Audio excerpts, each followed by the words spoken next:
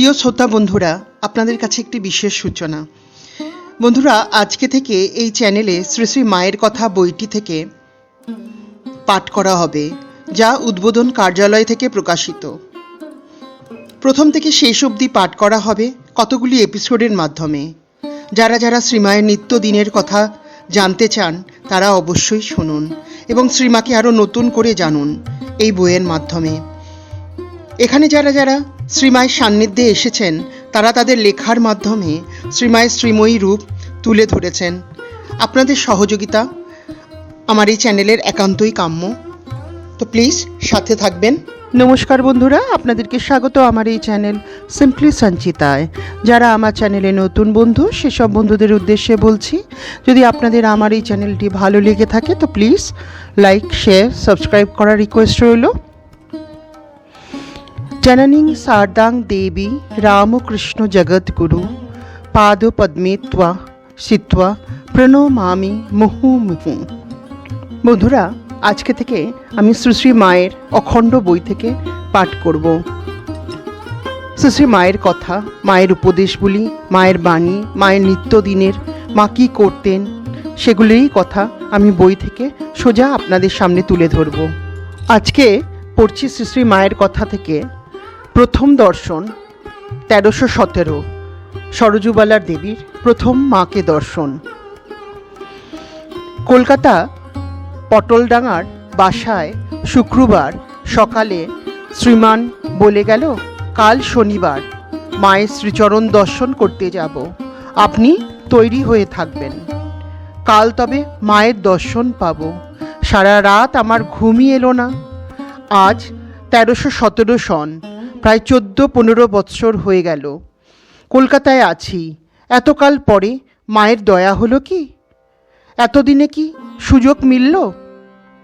পরদিন বৈকালে গাড়ি করে সুমিতকে ব্রাহ্ম বালিকা বিদ্যালয় হতে নিয়ে শ্রী শ্রী মায়ের শ্রীচরণ দর্শন করতে চললুম। কি আকুল আগ্রহে গিয়েছিলুম তা ব্যক্ত করার ভাষা জানি না। গিয়ে দেখি মা বাগবাজারে তার বাড়িতে ঠাকুর ঘরের দরজার সামনে দাঁড়িয়ে আছেন। এক পা চৌকাঠের উপর, অপর পা পাপোশখানির ওধারে। মাথায় কাপড় নেই, বাঁ হাতখানি উঁচু করে দরজার উপর রেখেছেন, ডান হাতখানি নিচুতে। গায়েরও অর্ধাংশে কাপড় নেই, এক দৃষ্টে তাকিয়ে আছেন। গিয়ে প্রণাম করতেই পরিচয় নিলেন। সুমতি বললে, আমার দিদি, সে পূর্বে কয়দিন গিয়েছিল। তখন মা একবার আমার দিকে চেয়ে বললেন, এই দেখো মা, এদের নিয়ে কি বিপদে পড়েছি।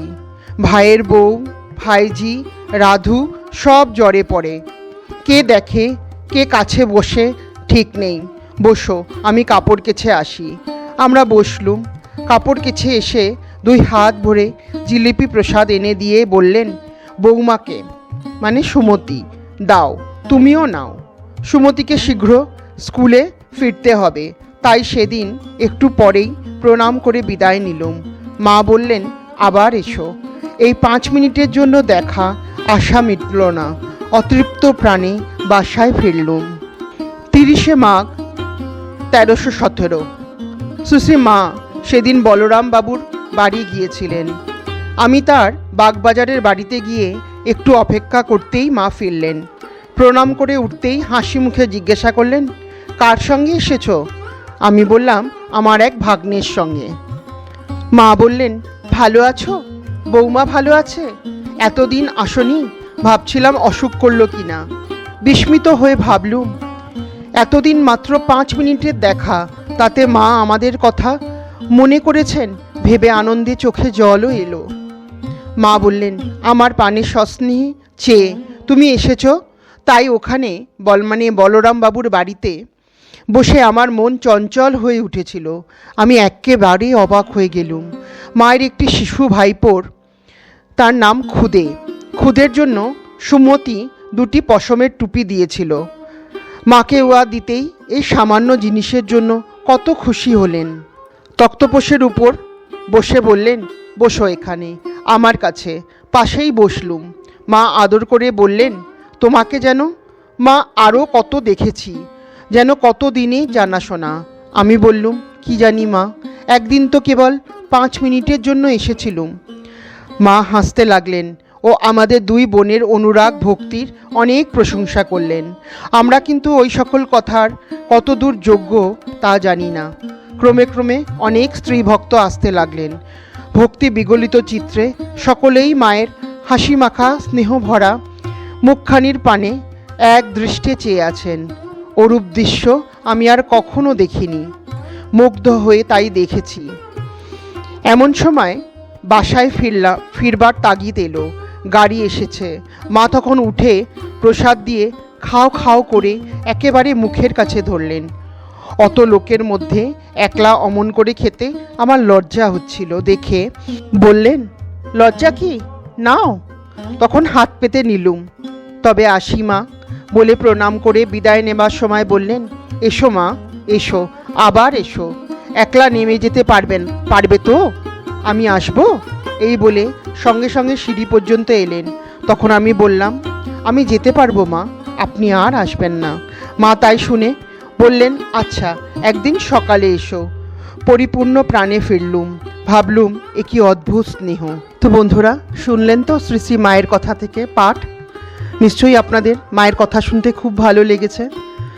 শ্রী শ্রী মার চরণে এবং ঠাকুরের চরণে শত কোটি কোটি রাতুল প্রণাম জানিয়ে আজকের এপিসোড এখানেই শেষ করছি। সবাই ভালো থাকুন, সুস্থ থাকুন, মায়ের চরণে প্রার্থনা।